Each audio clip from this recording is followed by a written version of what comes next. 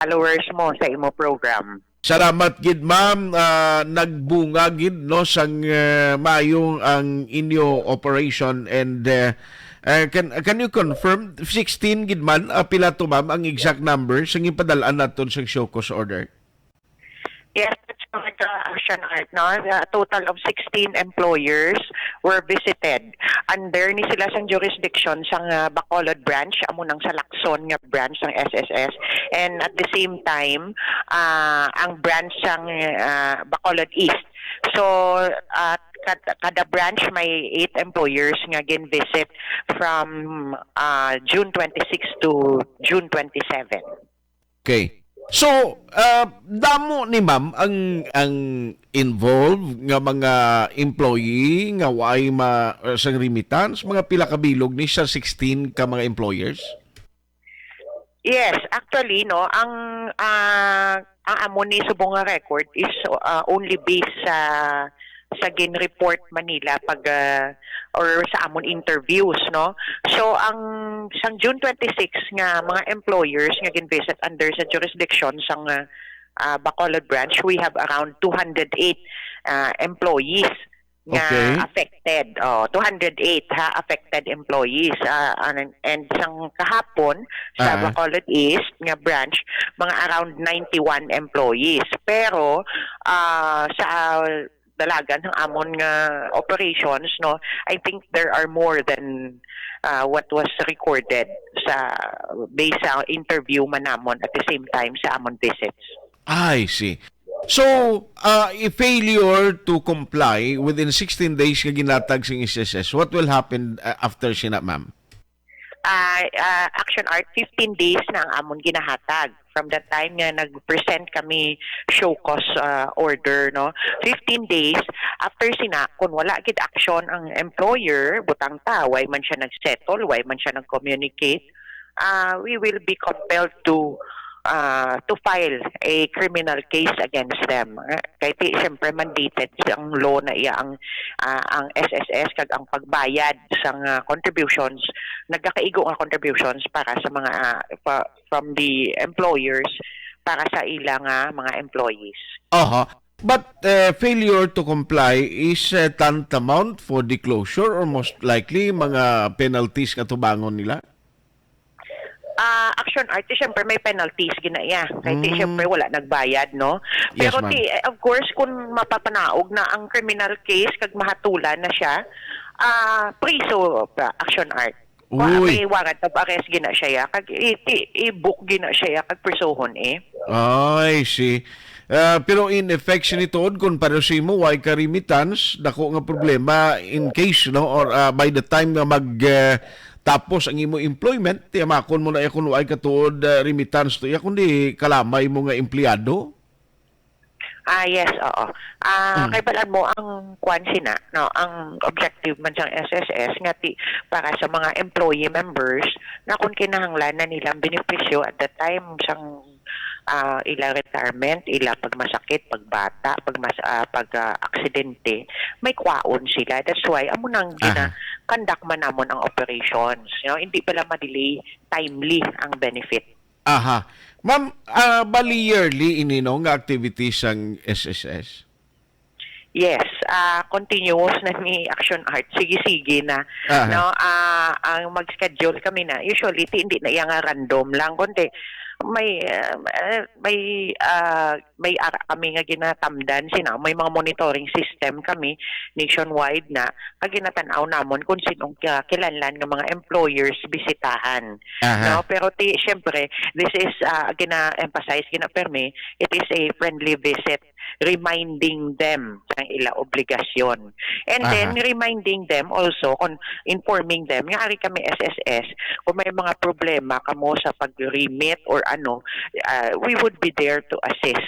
That's why ginahatag na namon permiya option nila kung mabayad manggid, it's either full payment or installment. At subong may ara program ang SSS nga contribution penalty condonation. So kung mag-apply na sila kag ma-approve, i-waive ang penalty. So mag-an ginaya Action Art almost 30-40% sang ila delinquency manubo. Yes, ma'am.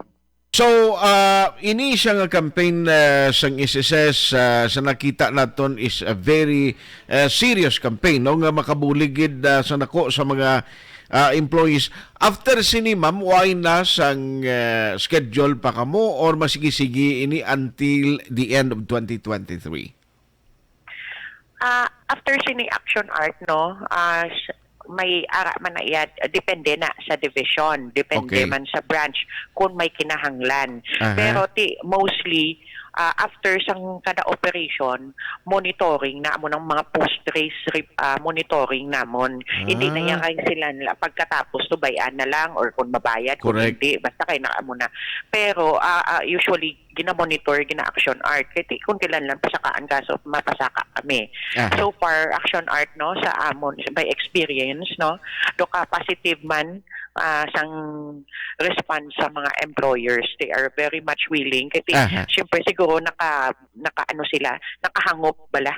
Ngati, hindi kami mag-force sang amon way sa, or magpadlak. Kundi, we are there para maka-negotiate sila, kag makasettle sa ilang delinquencies. Yes, ma'am. No, at least naman ang government naton is working on how to ease or to give an option and opportunity to those to settle. Kapin pa kay tiari kita sa recovery stage pasubong after the pandemic man mo.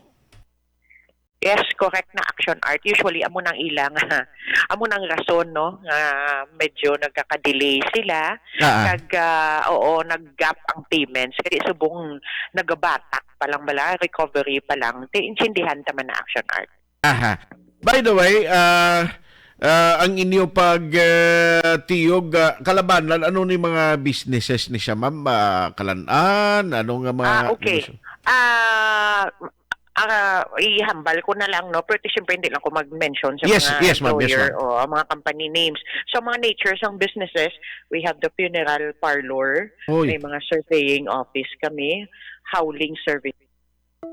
Alas 8:37 na. Pati punerarya, way kabayad limitan sa manog kwa nila, ho?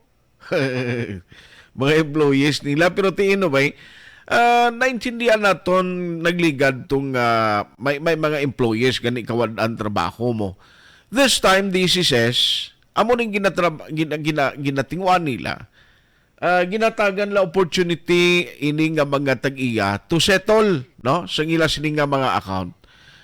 Ti amo nang luyag naton kag tiara na mention ni ma'am, no, Ma'am Josie, ini nga mga line of businesses, may punerarya, and other. Ma'am, sorry, ginauto na nga ton linya. You were saying kay na, ma'am, anong pangiban?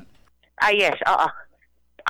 Amo na yung sabihin ko, ang mga nature of businesses, may funeral parlor, we have the surveying offices, the howling services man nga business, construction company, we have a bakery, drug stores, mga medical supplies.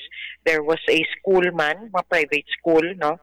Restaurant, cafes, laboratory. So far do amo na siya action art. More or less mga pila ni ma'am in terms of money involved nga kinanglanon. Okay, ang total delinquencies for the 2-day operation, race operation namon mga around 8.3 mil. Yes, inclusive na principal and penalties. I see. But because of the condonation, most likely magamay pa ni ang obligasyon nila basta iseto lang. Yes, correct. Action art, no? Okay. Basta maka-apply sila and then ma-approve. So, waive ginaya ang tanan nga penalties. May pa sila option to avail sang full payment kung pwede sila ka full payment. And then, kung bulubog at pagid, installment pwede. Ma'am, to the other employers, most likely, basi way pamalabutan sa inyong mga operation, anong reminders naton sila, no? Kag sa mga employees man nga most likely, may mga ginatuhuptan lang reklamo sa ilang mga amo na naman ang imo sinima panugyan. Okay. Sa kabalo naman tayo, no, as kung magtukod kita negosyo, may mga responsibilidad kita, not only sa ang pag gain sang profit kunti responsibilidad na sa syudad kag most important sa aton nga mga employees, no. So as business owners, as employers, kinahanglan taman i-secure nga kung kinahanglan na nila ang bulig ta or ang benefits nila mahatag sang insakto kag sa insakto nga tion. So it is very important nga magtuman kita sang mandate sang layi, especially sang SS law kag sa iban pa nga mga government agencies kasi kilala magbayad kita. At the same time hindi ta mahasol bala magdako pa ang penalties ta, maabot pa sa korte, mawa pa ta mga sang legal counsel ta. Pero titani kung pwede ta lang na itumanon nga hindi na bala kinanglan kadamo pagamo itumanon ta. At the same time ang mga employee members, no, hindi ta magpawala lang nga abi nyo okay na. Responsibilidad naman nga mag-check from time to time sang aton nga records. Records nga remitted ang or correct ang pag-remit sa aton employers, especially kung may loan kita, no, sa SS loan hindi ta magpawala nga okay na to after 24 months, after 12 months okay na. Kailangan check konta kay we have different ways of checking man baski hindi na ta magkadto sa SSS online pwede. Yes, ma'am. On that note, nice talking to you and thank you so much for the time, Ma'am Josie, and God bless sa inyo dira sa SSS. Salamat gid sa time. Yes, thank you man Action Art, and thank you for this opportunity to talk about SSS and its programs. Salamat. Kid. Good morning. Action Hotline. Ang delinquency